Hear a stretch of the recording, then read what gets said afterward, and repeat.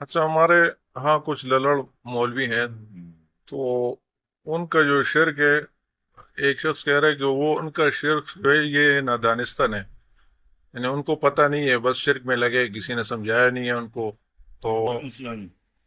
آپ سورۃ النساء ہے، آیت نمبر 48 اور 116، جی ان دو مقام پہ اللہ تعالیٰ نے ابتداء ہے کہ ان اللہ لا یغفر ان یشرک بہ ویغفر ما دون ذلک لمن یشاء، کہ اللہ شرک کو معاف نہیں کرے گا، جی، شرک کے علاوہ جو چاہے معاف کرے. چاہے نادانستہ بھی ہو. آگے میں بتاتا ہوں. جی اب یہاں دو دفعہ کیوں آئے ہیں؟ ایک آیت کا دیکھیں تو وہ مولویوں کے بارے میں، جی اس کے ذکر کیا من یشرک باللہ فقد افترا اسما عظیما، یہ مولویوں کی بات ہے. جی دوسرے مقام پہ جو کہا کہ نہیں معاف کروں گا، وہاں من یشرک باللہ فقد ضل ضلالا بعیدا، جی. وہ جاہلوں کے بارے میں.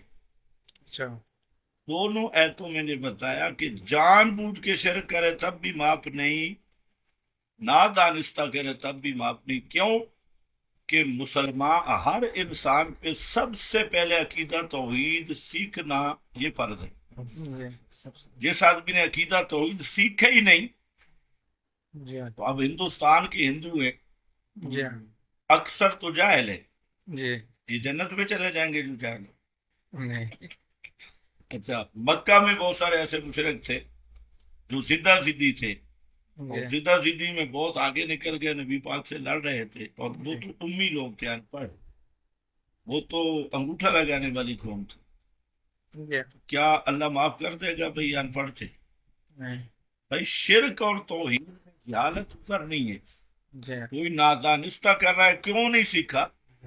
دنیا کا تو بڑا ماہر ہے، دکان کا ماہر ہے، سودا لینے کا ماہر ہے، آلو خریدنے ہو تو چیک کر کے خریدتا ہے، اور توحید نہیں سمجھی اور اتنی زندگی گزاری. تو جی عقیدہ توحید میں جہالت کوئی عذر نہیں. جی.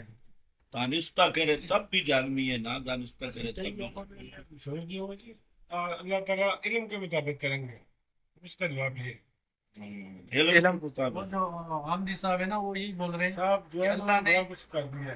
اللہ نے جس کو جتنا علم دیا ہے اس کو اس علم کے حساب اس کے ساتھ بالکل اللہ نے توحید والا علم ہر ایک کی فطرت میں رکھا.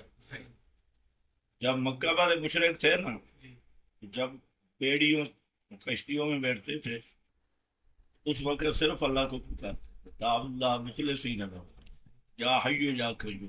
یہ کیا تھا؟ یہ ان کے اندر جو علم رکھا ہوا تھا اس کی طرف.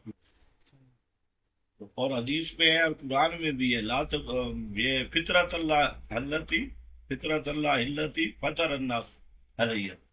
اور حدیث میں کلو مولود یولد علی فطرت الاسلام، تو ہر انسان کی فطرت میں اللہ نے توحید رکھی.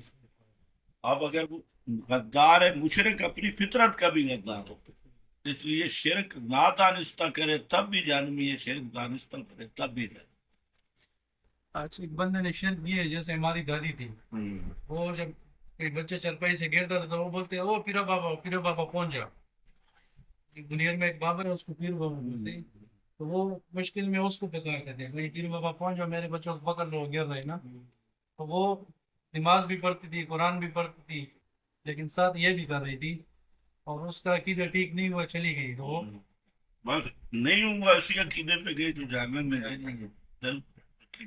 ایک بندہ جس طرح ہم آپ کی دادی چھوڑو، نبی کا باپ جہنم میں چلا گیا، ایک نبی کا چچا چلا گیا، ایک نبی کا بیٹا چلا گیا. جس طرح پہلے ہم بھی بریلویوں کے پیچھے، تبلیغیوں کے پیچھے، یعنی پتہ نہیں تھا، پھر آہستہ آہستہ پتہ چل گیا، اور اللہ بولتے میں جس پہ رحم کرتا ہوں تو اس کو ہدایت کی طرف توبہ لایا. توبہ کی توفیق ہو جائے. جس نے ایک دفعہ توبہ کر لی تو اس کا پچھلا سب صاف ہونا ہے. یہ تو صحیح ہے. حضرت عمر ابن عاص نے ہاتھ پیچھے کر دیا تھا، تو بیعت کر رہا تھا، پہلے خود کہا کہ ہاتھ آگے کر. آپ نے کہا عمر کیا ہوا؟ میں گناہگار بہت ہوں، ایک شرط لگانا چاہتا ہوں، میں اگر مسئلہ مانوں تو گناہ معاف ہو جائے گا. اب میں مسئلہ توحید ہے ہی، سے گناہ سارے معاف ہو جائیں گے. سچی توبہ کر لو تو گناہ معاف. اچھا استاد جی، حدیث کے ماننے کا قرآن میں کوئی آیت ہے کہ حدیث کو مانو. یہ ابھی جو شروع